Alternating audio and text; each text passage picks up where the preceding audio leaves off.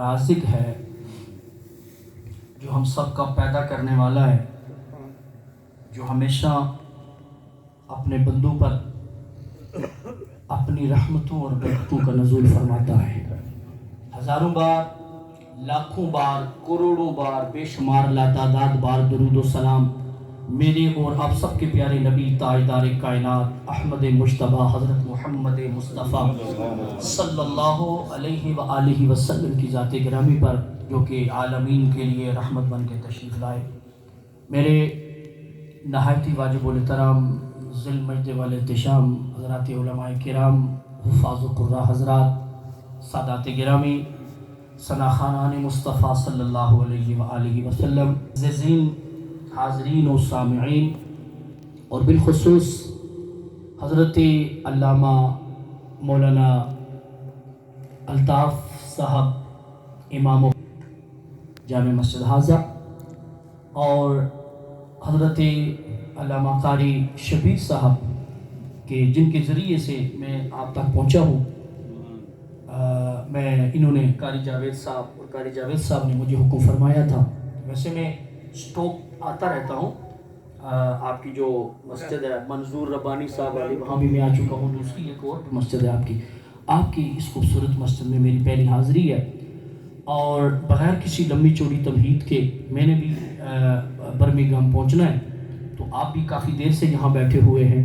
بغیر کسی لمبی چوڑی تمہید کے آج کی جو ہمارا موضوع ہے، چونکہ محرم الحرام ہے، اور محرم الحرام کا جب چاند طلوع ہوتا ہے، ویسے تو محرم کو کافی نسبتیں ہیں، محرم کا جو مہینہ ہے بڑی شان والا مہینہ ہے، لیکن سب سے زیادہ جو پھر ہم خراج عقیدت پیش کرتے ہیں وہ ہے شہداء کرب و بلا، یہ جو امام علی مقام امام حسین رضی اللہ تعالی عنہ اور آپ کے ساتھیوں نے دین اسلام کی سربلندی کے لیے، توحید کا جھنڈا بلند کرنے کے لیے، حدود اللہ کی پاسداری کے لیے انہوں نے جو عظیم قربانیاں میدان کرب و بلا میں پیش کی ہیں، انہیں یاد کرنے کے لیے، یاد رکھنے کے لیے، اور کربلا والوں کو خراج عقیدت پیش کرنے کے لیے آپ کی انتظامیہ نے، آپ کے امام صاحب نے، خطیب صاحب نے، آپ سب نے مل کر خوبصورت محفل کا اہتمام کیا۔ اللہ تبارک و تعالی ہم سب کی حاضری اپنی بارگاہ میں قبول فرمائے۔ ذرا آمین کہہ دیں، تھوڑا سا اونچا آمین کہہ دیں۔ اللہ تبارک و تعالیٰ کی ذات گرامی کربلا والوں کے صدقے آپ جہاں جہاں سے بھی تشریف لائے ہو، اللہ تبارک و تعالیٰ آپ سب پہ اپنی رحمتوں اور برکتوں کا نزول فرمائے۔ اور وہ جو شبیر صاحب جو کہہ رہے تھے جو فوتگی ہوئی ہے، کن کی ہوئی ہے؟ اللہ کے درجات بلند فرمائے۔ آپ جتنے بھی بیٹھے ہوئے ہیں، جن جن کے والدین دنیا سے چلے گئے، اللہ تعالیٰ سب کے درجات بلند فرمائے۔ آئیے ذرا ہم قرآن پڑھتے ہیں، پہلے قرآن سنیں گے۔ قرآن اس لیے کہ تاجدار کائنات احمد مجتبیٰ حضرت محمد مصطفیٰ صلی اللہ علیہ وآلہ وسلم کا فرمان ذیشان ہے، صحیح حدیث ہے، اس حدیث کے سارے راوی سکہ ہیں۔ میرے پیارے آقا صلی اللہ علیہ وآلہ وسلم نے فرمایا، علی قرآن کے ساتھ ہے، قرآن علی کے ساتھ ہے۔ علی قرآن کے ساتھ ہے، قرآن علی کے ساتھ ہے، اور یہی قرآن ہے کہ میدان کرب و بلا میں امام علی مقام امام حسین 9 اور 10 محرم الحرام کی رات، ساری رات قرآن پڑھا ہے، اور پھر جب 10 محرم الحرام آئی تو جب شام ہوئی تو پھر بھی حسین ابن علی نیزے کی نوک پہ چڑھ کے بھی رب کا قرآن سنا رہا تھا، رب کا قرآن بولیے سنا رہا تھا۔ اور میں نے جو یہ قرآن مجید فرقان حمید کا جو حصہ تلاوت کیا ہے، سورہ بقرہ ہے، دوسرا سپارہ ہے، اور دوسرے سپارے کا غالباً یہ دوسرا رکوع ہے۔ اس میں اللہ تبارک و تعالیٰ نے بھی جو شانیں بیان فرمائی ہیں، جو شانیں بیان فرمائی ہیں، یہ ان لوگوں کی شانیں بیان فرمائی ہیں جو امتحان کا مقابلہ کرتے ہیں۔ کن کا مقابلہ کرتے ہیں بولیے؟ آزمائش کا، امتحان کا۔ بے شمار لوگوں کے امتحان آئے، لیکن کربلا میں حسین ابن علی کا امتحان بڑا نرالا ہے، نرالا امتحان ہے، نرالا امتحان ہے۔ سنیے رب ذوالجلال کا قرآن، ایک مرتبہ سبحان اللہ کہیں، پھر میں پڑھتا ہوں ذرا قرآن۔ پروردگار عالم نے فرمایا، یا ایھا الذین آمنوا استعینوا بالصبر والصلاۃ۔ سبحان اللہ۔ اے ایمان والو، مدد مانگو ساتھ صبر کے، ساتھ نماز کے ان اللہ مع الصابرین، بے شک اللہ صبر کرنے والوں کے ساتھ ہے۔ اب اس سے اگلی آیہ کریمہ سماعت فرمائیں، سورہ بقرہ دوسرا سپارہ۔ پروردگار عالم نے قرآن میں اعلان فرمایا وَلَا تَقُولُوا لِمَن يُقْتَلُ فِي سَبِيلِ اللَّهِ أَمْوَاتٌ۔ رب ذوالجلال نے فرمایا جو اللہ کے راستے میں مارے جائیں، اللہ کے راستے میں قتل کیے جائیں، اللہ کے راستے میں لڑتے ہوئے شہید ہو جائیں، پروردگار عالم نے فرمایا انہیں مردہ نہ کہو بلکہ وہ زندہ ہے، وہ زندہ ہے۔ وَلَٰكِن لَّا تَشْعُرُونَ، لیکن تمہیں شعور نہیں ہے۔ اب اس سے اگلا قرآن مجید فرقان حمید کا حصہ سماعت فرمائے۔ ربی ذوالجلال نے فرمایا وَلَنَبْلُوَنَّكُمْ بِشَيْءٍ، پروردگار عالم نے فرمایا ہم تمہیں ضرور پر ضرور آزمائیں گے، ضرور پر ضرور آزمائیں گے۔ اے ہمارے مالک مولا، تو کن کن چیزوں سے امتحان لیتا ہے، تو کن کن چیزوں سے آزماتا ہے؟ پروردگار عالم نے فرمایا من الخوف، خوف سے، والجوع، بھوک سے، ونقص من الاموال، اموال کے نقصان سے، رب ذوالجلال نے فرمایا جان کے نقصان سے تمہیں آزمایا جائے گا۔ والثمرات، جہاں ثمرات سے مراد مفسرین کرام نے اولاد کو لیا ہے۔ رب ذوالجلال نے فرمایا والثمرات، تمہیں اولاد کے ذریعے آزمایا جائے گا۔ وبشر الصابرین،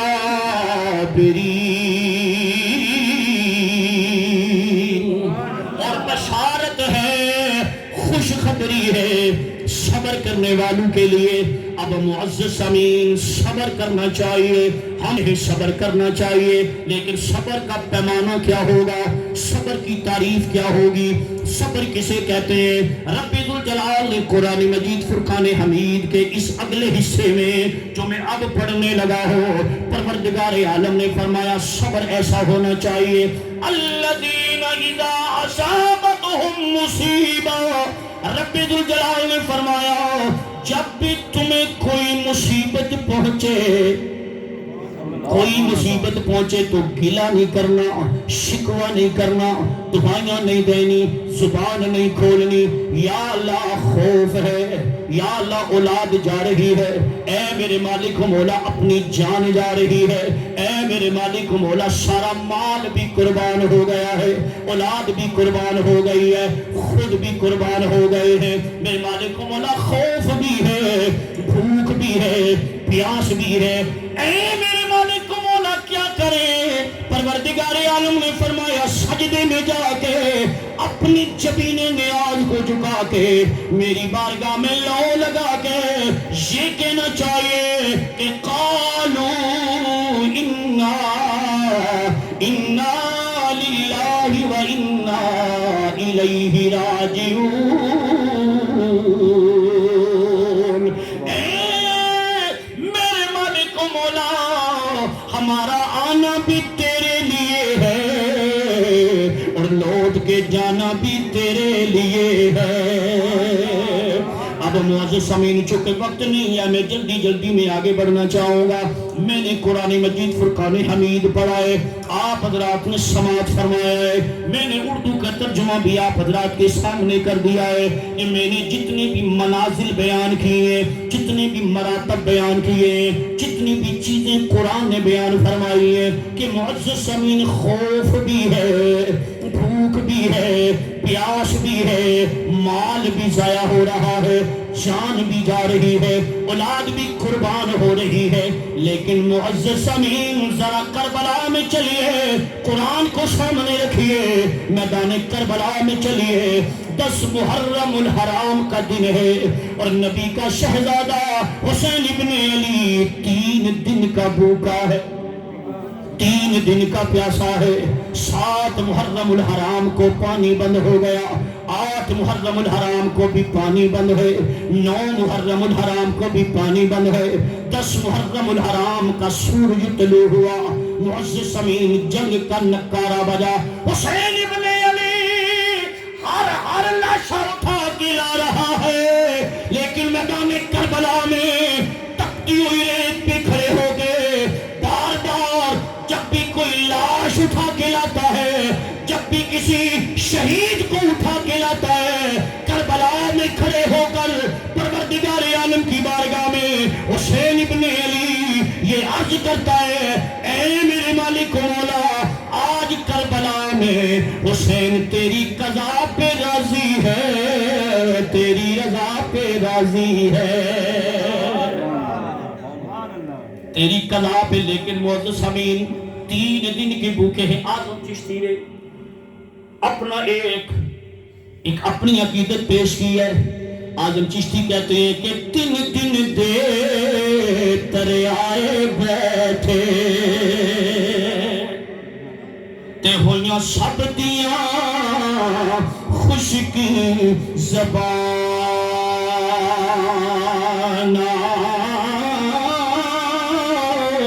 اور پھر بھی ود ود جانا دتیاں، اور ان غازیاں شیر جوان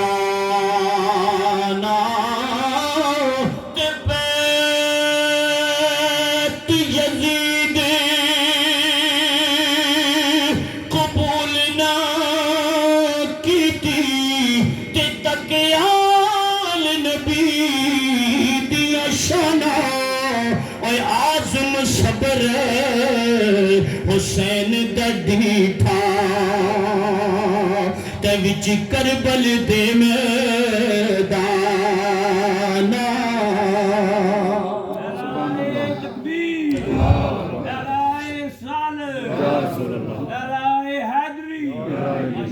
معزز سامعین، فضائل اپنی جگہ پر مصائب جو اہل سنت نے بیان کیے ہیں وہ بیان کرنے چاہیے۔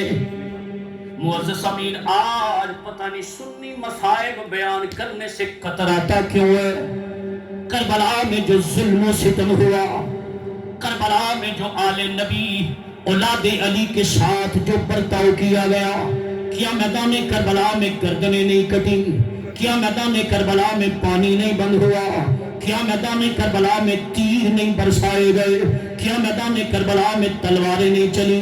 کیا میدان کربلا میں علی اصغر جیسے معصوم بچے کو بھوکا اور پیاسا نہیں رکھا گیا؟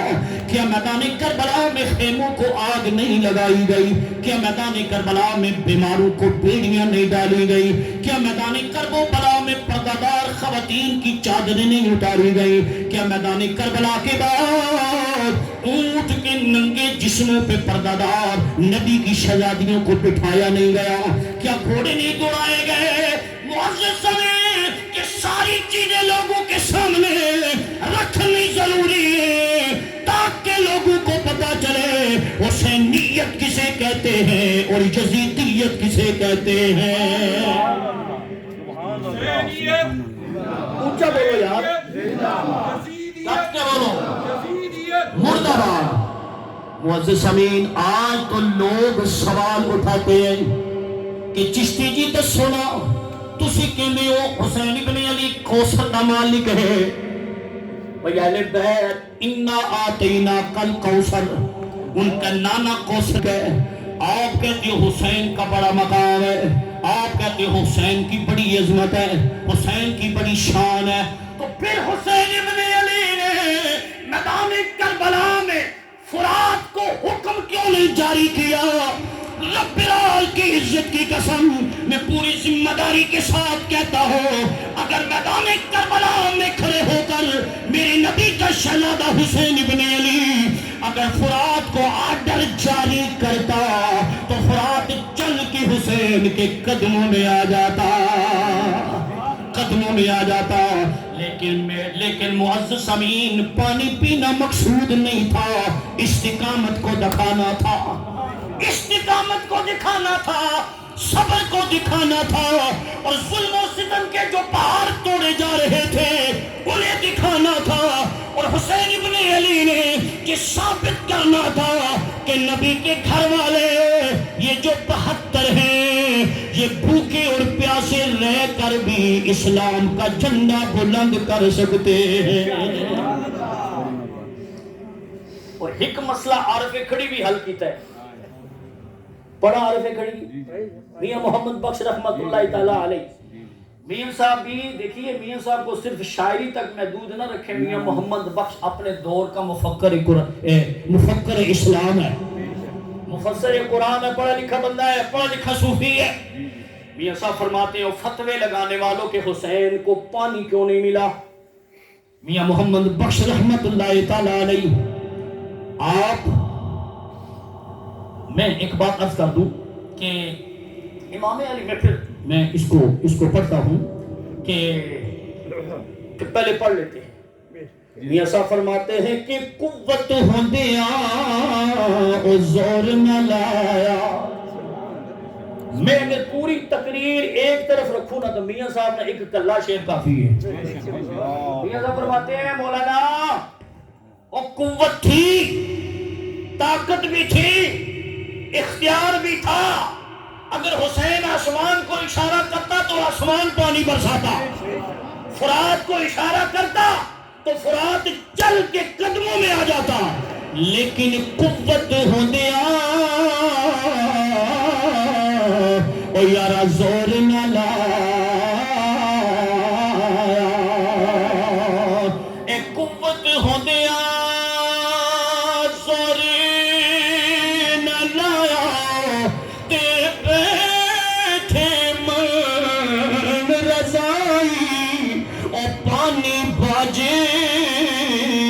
پیاسے چلے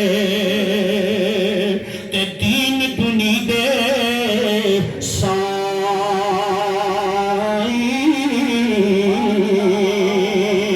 اے پانی باجے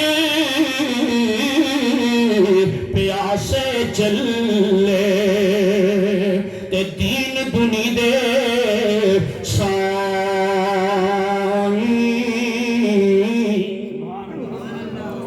معزز سامعین، کیا اقتدار کا جھگڑا تھا؟ کیا کرسی کا جھگڑا تھا؟ کیا بادشاہی کا جھگڑا تھا؟ خلافت کا جھگڑا تھا؟ نہ خلافت کا جھگڑا، نہ کرسی کا جھگڑا، نہ اقتدار کا جھگڑا۔ ارے حسین تو مدینے میں بھی رہ کر شہزادہ ہے، حسین مدینے میں ہے، مصلی رسول کا وارث ہے، منبر رسول کا وارث ہے۔ اور معزز سامعین، آج میں بھی کہتا ہوں، آپ بھی کہتے ہو فلاں بندہ گولڑے شریف کا گدی نشین ہے، فلاں گلہار شریف والوں کا گدی نشین ہے، فلاں موڑے شریف والوں کا گدی نشین ہے، فلاں بندہ جو ہے نا جناب وہ فلاں بڑی گدی کا گدی نشین ہے، لیکن حسین تیری گدی نشینی پہ قربان جاؤ، تیری پی پہ قربان جاؤ، تیری گدی نشینی بھی عظیم ہے، تیری پی بھی عظیم ہے کہ حسین ابن علی براہ راست کملی والے کا گدی نشین ہے، معمولی گل ہے، حضور کا گدی نشین ہے، چونکہ مدینہ منورہ میں تشریف فرمائے۔ اور حسین وہ ہے جسے بچپن میں میرے نبی نے جنت کا ٹکٹ بھی عطا فرمایا ہے۔ ابھی شبیر صاحب کہہ رہے تھے عمرے کا ٹکٹ ملے گا، لیکن معزز سامعین ہمیں عمرے کا ٹکٹ تو مل سکتا ہے، حج کا ٹکٹ بھی مل سکتا ہے، پر میں یہ نہیں کہہ سکتا کہ ضروری نہیں جناب کہ میرے پاس جنت کا ٹکٹ نہیں ہے بانٹنے کے لیے۔ لیکن حسین ابن علی وہ شخصیت ہے کہ میرے نبی نے بچپن میں اعلان فرما دیا میرا نواسا حسن بھی جنتی نوجوانوں کا سردار ہے اور میرا بیٹا حسین بھی جنتی نوجوانوں کا سردار ہے. جنت کا ٹکٹ مل گیا. اب حسین ابن علی مدینہ منورہ میں تشریف فرمائے. مدینہ منورہ میں تشریف فرمائے. رات کا وقت ہے. گورنر مدینہ ولید کا قاصد آیا. ولید کا قاصد آیا. قاصد حسین ابن علی کے اور معزز سمین حسین ابن علی سے ملاقات کی. کہنے لگا آپ کو گورنر مدینہ نے بلایا ہے اور گورنر مدینہ نے یہ عرض کیا ہے حسین ابن علی کی بارگاہ میں عرض کیا جائے اگر حسین ابن علی تشریف لا سکتے ہیں تشریف لائے ورنہ میں قدموں میں حاضر ہونے کے لیے تیار ہوں. چونکہ سارے سیرت نگاروں نے لکھا ہے کہ جو گورنر مدینہ ہے وہ رسول سے محبت کرنے والا تھا. حسین ابن علی نے اپنے خانوادوں سے آپ نے مشورہ کیا. گھر والے کہنے لگے اے حسین ابن علی کوفے کے حالات ٹھیک نہیں, شام کے حالات ٹھیک نہیں, دمشق کے حالات ٹھیک نہیں, یزید عجیب و غریب قسم کی حکومت کر رہا ہے.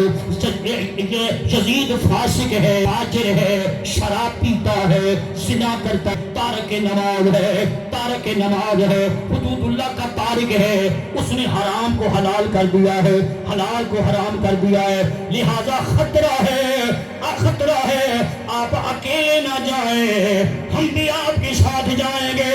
لیکن یہ علی کا پتر ہے, اس کی رگوں میں علی کا خون دوڑ رہا ہے, اس نے فاطمہ کا دودھ پیا ہے. حسین ابن علی فرمانے لگے حسین اکیلے جائے گا, گورنر ہاؤس میں اکیلے جاؤں گا. اب معزز سمین حسین ابن علی تشریف لے گئے. ولید نے ملاقات کی اور ولید سے حسین ابن علی فرمانے لگے مجھے یہاں کیوں بلایا گیا. وہ کہنے لگا حضرت آپ کو پتہ ہے نا دمشق میں یزید جو ہے وہ حکومت پہ اس نے قبضہ کر لیا ہے اور اس نے مختلف لوگوں کے نام پیش کیے ہیں کہ انہیں کہا جائے کہ یہ میری بیعت مان لے. ان میں جناب عبداللہ ابن عمر بھی ہیں, ان میں جناب عبداللہ ابن زبیر بھی ہیں, اس میں حسین ابن علی بھی ہے کہ انہیں کہا جائے کہ میری بیعت کر لیں. حسین ابن علی نے وہ خط پڑھا. اب خون حیدری نے جوش مارا, خون حیدری نے جوش مارا. آپ فرمانے لگے اے ولید دمشق میں پیغام بھیج دیا جائے ارے یزید حدود اللہ کا تارک ہے, شریعت محمدیہ کا مذاق اڑاتا ہے, تارک نماز ہے, قرآنی تعلیمات پہ عمل نہیں کرتا, اس کی جو حکومت ہے وہ شریعت کے مطابق نہیں ہے. لہذا حسین کٹ جائے گا, مٹ جائے گا, سارا گھرانہ قربان کر دے گا, پر حسین یزید کے ہاتھ میں کبھی بھی ہاتھ نہیں دے گا. یہ باتیں تھی.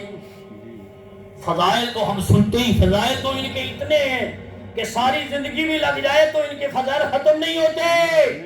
اور امام شافعی کو پڑھے, امام شافعی کہتے ہیں کہ قرآن مجید فرقان حمید کی یہ جو آیہ کریمہ ہے قُلْ لَا أَسْأَلُكُمْ عَلَيْهِ أَجْرًا إِلَّا الْمَوَدَّةَ فِي الْقُرْبَى. امام شافعی کہتے ہیں اس آیہ کریمہ کی روح سے رب نے یہ جو حکم دیا ہے اہل بیت کی محبت اور اہل بیت کی مودت فرض ہے. سبحان اللہ ہے, کیا ہے بولیے, فرض ہے قرآن کی روح سے اہل بیت رسول صلی اللہ علیہ وآلہ وسلم کی. اور دیکھیے جب اس آیہ کریمہ کا نزول ہوا تو جناب عبداللہ ابن عباس, عبداللہ ابن عباس کون ہے؟ جناب عباس کے بیٹے ہیں. جناب عباس کون ہے؟ میرے نبی کے چچا ہے. کیا ہے؟ چچا. عبداللہ ابن عباس کو یہ اعزاز حاصل ہے کہ آپ کملی والے کی ظاہری حیات طیبہ میں آپ نے قرآن کی تفسیر بیان فرمائی ہے. مفسر قرآن ہے جناب عبداللہ ابن عباس. اور جناب عبداللہ ابن عباس سے صحابہ نے پوچھا کہ رہنمائی فرمائیے, آپ مفسر قرآن ہو, کملی والے کی بارگاہ میں بیٹھتے ہو, آپ بتائیے کہ یہ جو رب ذوالجلال نے اعلان فرمایا ہے قُلْ لَا أَسْأَلُكُمْ عَلَيْهِ أَجْرًا إِلَّا الْمَوَدَّةَ فِي الْقُرْبَى، جس نے پروردگار عالم نے فرمایا میں اس بات پر تم سے کوئی اجرت نہیں مانگتا الا المودۃ فی القربى، مگر میری اہل میری قربا سے مودت رکھنا۔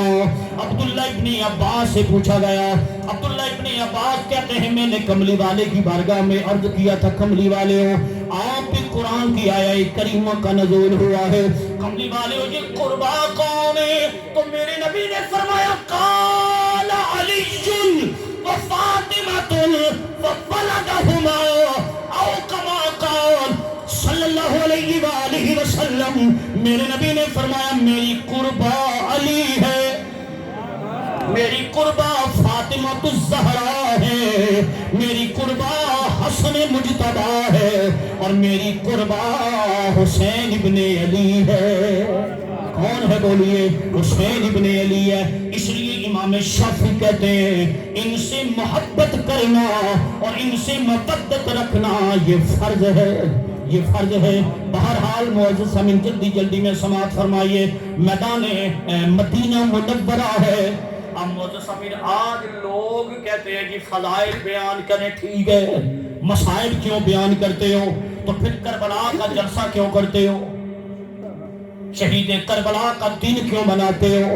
جب شہید کربلا کا دن مناتے ہو تو بیان تو کرنا پڑے گا، سامعین کو تو بتانا پڑے گا نا کہ حسین کیا ہے، یزید کیا ہے، بھئی ہوا کیا ہے، وجہ کیا تھی، وجہ کیا تھی۔ آج کچھ سنی بھی یہی سمجھتے ہیں جناب اقتدار کی جنگ تھی، تو میں کہتا ہوں اقتدار کی جنگ نہیں تھی، شریعت کی جنگ تھی، طریقت کی جنگ تھی، امامت کی جنگ تھی، حدود اللہ کی پاسداری کا معاملہ تھا، قرآن مجید فرقان حمید کی تعلیمات کا معاملہ تھا، توحید کا ڈنکا بجانا تھا، اور پروردگار عالم نے قرآن میں جو حدیں قائم کی ہیں ان حدوں کے لیے ڈٹنا تھا۔ حسین ابن علی نے میدان کربلا میں اپنے 72 پر شہید کروا کے پوری دنیا میں اعلان کر دیا جب تک حسینی ہے، جب تک حسینی ہے دین پہ حرف نہیں آنے دیں گے۔ اور اسی لیے ہم کہتے ہیں یہ دل بھی حسینی ہے، یہ جان بھی حسینی ہے، کہ یہ دل بھی حسینی ہے، یہ جان بھی حسینی ہے، الحمد کے اپنا تو ایمان بھی حسینی ہے، اور رونق ہے مساجد میں شبیر کے صدقے سے۔ خدا کی قسم، خدا کی قسم، خدا کی قسم، اگر کربلا میں گردنیں نہ کٹ دی اور کربلا میں حسین اگر نیزے کی نوک پہ چڑھ کے قرآن نہ سناتا اور اگر مدینے میں حسین نہ چلتا، بیت سے نہ چلتا، آج نہ منبر رسول ہوتا، یہاں کچھ اور ہو رہا ہوتا، مصلی رسول پہ کوئی اور امام کھڑا ہوتا، آج منبر و محراب سے کچھ اور چیزوں کی تبلیغ ہوتی۔ اور حسین کا مجھ پہ احسان ہے، ساری امت مسلمہ پہ احسان ہے کہ حسین لٹ گیا، کٹ گیا، اور کٹ کے حسین نے نانے کے دین کو زندہ کر دیا۔ نانے کے دین کو کیا کر دیا بولیے؟ رونق ہے مساجد میں شبیر کے صدقے سے، کہ رونق ہے مساجد میں شبیر کے صدقے سے، بھی حسینی ہے، آذان بھی حسینی ہے، اور جبریل جلاتے ہیں۔ اس سے بڑھ کر فضیلت حضرت اور کیا ہو سکتی ہے؟ یہی فضیلت پوری دنیا میں باری ہے کہ جبریل جلاتے ہیں حسنین کے جھولے کو، کہ جبریل جلاتے ہیں حسنین کے جھولے کو، لگتا ہے کہ آقا کا درباں بھی حسینی ہے، لگتا ہے کہ آقا کا درباں بھی حسینی ہے، اور گرنے نہیں دیتے ہیں کاندھے سے نواسوں کو۔ یہ حضور کی حدیث ہے، صحیح حدیث ہے۔ امیر المومنین سبحان اللہ، اور ایسی سینہ تان کے ہم کہتے ہیں کہ ہم صحابہ کے بھی غلام ہیں اور نبی کی اہل بیت کے بھی غلام ہیں۔ ہم صحابہ کے بھی نوکر ہیں، ہم سیدنا صدیق اکبر کے بھی نوکر ہیں، جناب عمر کے بھی نوکر ہیں، عثمان ذو النورین کے بھی نوکر ہیں، امیر معاویہ کے بھی نوکر ہیں۔ نعرہ تکبیر، نعرہ رسالت، نعرہ تحقیق، نعرہ حیدری، نعرہ حیدری، نعرہ حیدری۔ سامنے سے امیر المومنین خلیفۃ المسلمین میرے نبی کا وہ پیارا خلیفہ، وہ مراد رسول جنہیں میرے نبی نے رب سے مانگا ہے، مانگ کر لیا ہے جناب عمر کو، جن کے بارے میں میرے نبی نے فرمایا ہے پیارے عمر جس راستے سے تو گزرتا ہے شیطان وہ راستہ ہی چھوڑ دیتا ہے۔ 22 لاکھ مربع میل پہ حکومت کرنے والا عمر سامنے سے آ رہا ہے، ادھر سے کملی والے تشریف لے جا رہے ہیں، اور کملی والے کے کندھے پہ حسین ابن علی سوار ہے، حسین ابن علی سوار ہے۔ سیدنا فاروق اعظم قریب آئے، مسکرا کر کملی والے کی بارگاہ میں عرض کرتے کملی والے ہو حسین کی کتنی اچھی سواری ہے۔ میرے نبی مسکرائے اور میرے نبی نے فرمایا اے پیارے عمر تو نے سچ کہا، لیکن یہ بھی کہہ دے کہ اگر سواری اچھی ہے تو سوار بھی شان والا ہے۔ گرنے نہیں دیتے ہیں کاندھے سے نواسوں کو، کہ گرنے نہیں دیتے ہیں کاندھے سے نواسوں کو، لگتا ہے کہ نبیوں کا